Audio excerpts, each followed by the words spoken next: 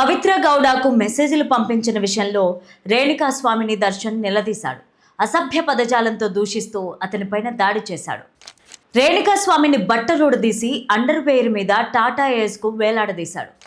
Nylon తాడుతో విచక్షణారహితంగా దాడి చేశాడు.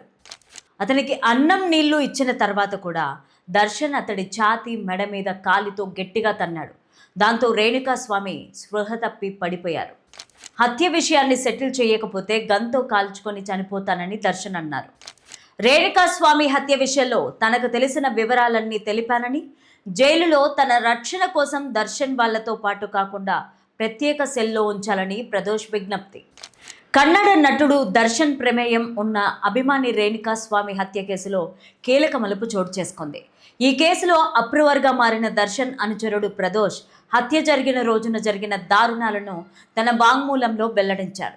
పవిత్ర గౌడకు మెసేజ్లు పంపినందుకు రేణుకాస్వామి పైన దర్శన్ విచక్షణారహితంగా దాడి చేశాడని తెలిపాడు.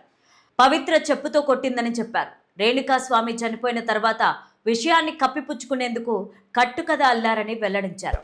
ఈ వీడియోని చివరి వరకు చూడండి. ప్లీజ్ లైక్ చేయండి, షేర్ చేయండి, అలాగే బెల్ బటన్ నొక్కి సబ్స్క్రైబ్ చేసుకొని స్కిప్ చేయకుండా ఎండింగ్ వరకు చూడండి.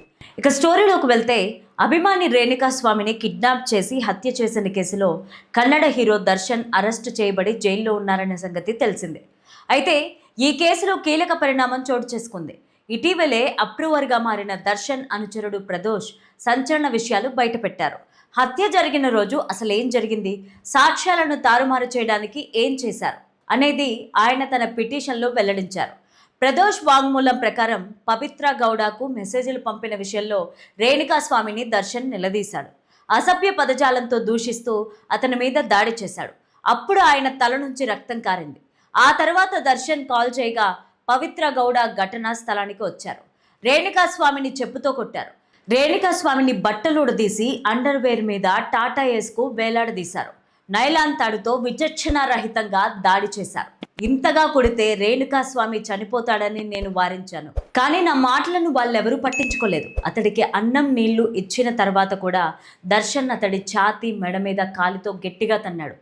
దాంతో రేణుకాస్వామి స్పృహ తప్పి పడిపోయారు. ఆ తర్వాత దర్శన్ అతని మీద నిలబడి తొక్కేందుకు ప్రయత్నించగా నేను ఆయన్ను పక్కకి లాగాను. అప్పుడే రేణుకాస్వామి చనిపోయినట్లు గుర్తించాను. హత్య విషయాన్ని సెటిల్ చేయకపోతే గన్తో కాల్చుకొని చనిపోతానని దర్శన్ అన్నాడు. అందుకే జరిగిన విషయాన్ని దాచిపెట్టి కట్టుకథ అల్లడానికి డిస్కషన్ చేసుకున్నామని ప్రదోష్ తన పిటిషన్లో పేర్కొన్నాడు. రేణుకాస్వామి హత్య విషయంలో తనకు తెలిసిన వివరాలన్నీ తెలిపానని, జైలులో తన రక్షణ కోసం దర్శన్ వాళ్లతో పాటు కాకుండా ప్రత్యేక సెల్లో ఉంచాలని ప్రదోష్ విజ్ఞప్తి చేశారు. కోర్టు ఈ పిటిషన్ పైన విచారణ జరిపి తుది తీర్పును ఇవ్వాల్సి ఉంది. ఈ కేసులో ప్రదోష్ 14వ నిందితుడిగా ఉన్నాడు. ప్రదోష్ అప్రూవర్గా మారి తన వాంగ్మూలం ఇచ్చాడు. పవిత్ర గౌడకు అసభ్యకరమైన మెసేజ్లు పంపించారనే కోపంతో అభిమాని రేణుకాస్వామిని దర్శన్ కిడ్నాప్ చేయించి హత్య చేయించారనే ఆరోపణలు వచ్చాయి. 2024 జూన్ 11న దర్శన్ పవిత్ర గౌడలను పోలీసులు అరెస్ట్ చేశారు. ఓసారి మధ్యంతర బెయిల్ వచ్చిన దర్శన్ బెయిల్ రద్దు చేయడంతో మళ్లీ జైలుకు వెళ్లారు. ఆ తర్వాత ఎన్నిసార్లు బెయిల్ కోసం ప్రయత్నాలు చేసినా న్యాయస్థానం తిరస్కరించింది.